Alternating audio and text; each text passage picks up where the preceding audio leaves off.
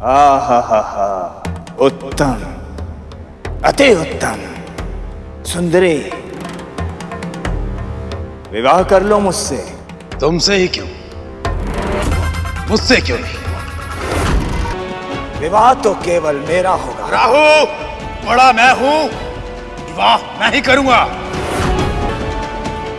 नहीं सुनेंगे भैया, परंतु अपनी मां की आज्ञा अवश्य मानेंगे। मेरी मां उचित ही कहती है। क्या कहती तुम्हारी मां? यही कि अंत समय वनप्रास में बिताना ही श्रेष्ठ होता है। अब आपके पुत्रों को संभालने वाली सुंदरी आ गई है दीदी मां। अब ये आपका सुझाव कहाँ मानेंगे, इसीलिए उचित यही होगा कि आप वन में या पिताजी के आश्रम में जाकर तपस्या करें। मैं तपस्या करने चली जाऊं ताकि ये देवता मेरे पुत्र को मूर्ख बना सके? अच्छा, तो ये अप्सराएं षड्यंत्र है मेरे पुत्रों के विरुद्ध। कोई भी इन अप्सराओं के निकट नहीं जाएगा।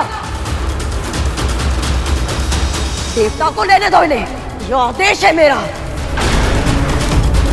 बागर, तुमने बिना कुछ किए ही अप्सराओं का निर्णय देवताओं की ओर करवा दिया।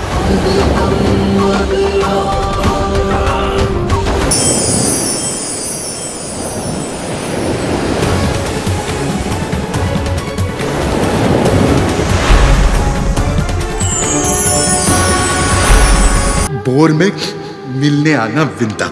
कल कुछ ऐसा होगा जिसकी तूने कल्पना तक नहीं की होगी।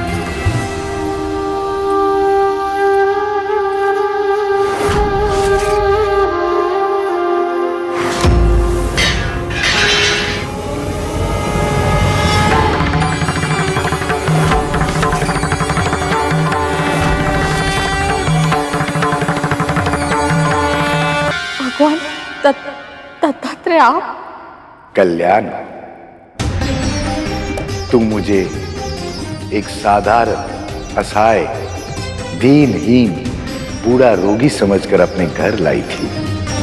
मुझ जैसी साधारण दासी को आपने अपनी सेवा का सौभाग्य दिया। बिना मांगे सब कुछ मिल गया है मुझे। तूने मेरी सेवा निस्वार्थ भाव से तो की ही, किंतु अब मेरे दर्शन पाने के बाद भी तेरे मन में लोभ नहीं जागा। तेरे मस्तिष्क में किसी अभिलाषा का विचार तक नहीं आया, और इसलिए अब मैं तेरी झोली में वो सब डालूंगा, पूरी तरह सुपात्र होने के पश्चात भी, जिसके लिए तू वर्षों तक तरसी है।